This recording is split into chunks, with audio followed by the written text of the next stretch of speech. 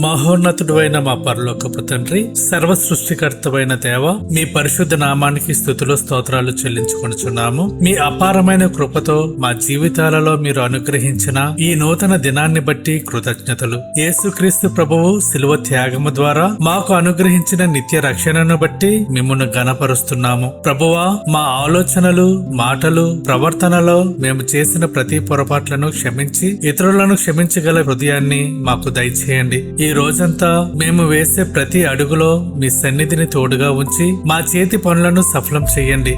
ఉదయం నుండి సాయంకాలం వరకు మా ప్రయాణాలలో, పనులలో ఎటువంటి ఆపదలు సమీపించకుండా మీ దేవదూతల కాపుదల ఉంచండి. ఈ ప్రార్థనలో ఏకీభవిస్తున్న ప్రతి ఒక్కరిని, మరి ముఖ్యంగా మా ఛానల్ సబ్స్క్రైబర్లను, వారి కుటుంబాలను మీ దయగల హస్తాలకు అప్పగిస్తున్నాము. వారి హృదయ వాంఛలను ఎరిగి వారి జీవితాలలో మీ ఆశ్చర్య కార్యాలు జరిగించండి.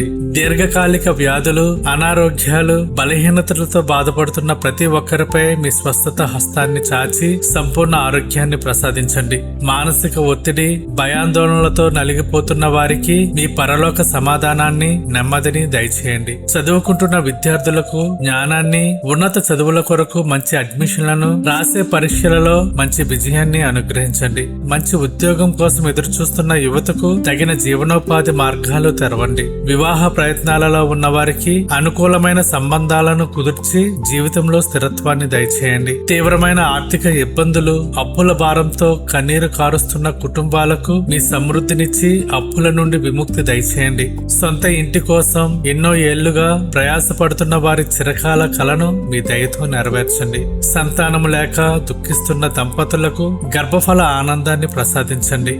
గర్భం ధరించిన తల్లులకు సంపూర్ణ ఆరోగ్యాన్ని, సుఖ ప్రసవాన్ని అనుగ్రహించండి. ప్రయాణాలలో ఉన్న వారికి, జీవనోపాధి కోసం విదేశాలలో నివసిస్తున్న వారికి మీ భద్రతను, ఆరోగ్య రక్షణను ఉంచండి. చెడు వ్యసనాలలో చిక్కుకున్న వారిని విడిపించి నూతన జీవితాన్ని దయచేయండి. ప్రతి కుటుంబంలో ఐక్యతను, పరస్పర ప్రేమను నింపండి. ఈ దినమున పుట్టినరోజులు, వివాహ వార్షికోత్సవాలు జరుపుకుంటున్న బిడ్డలను మీ నూతన దీవెనలతో ఆశీర్వదించండి.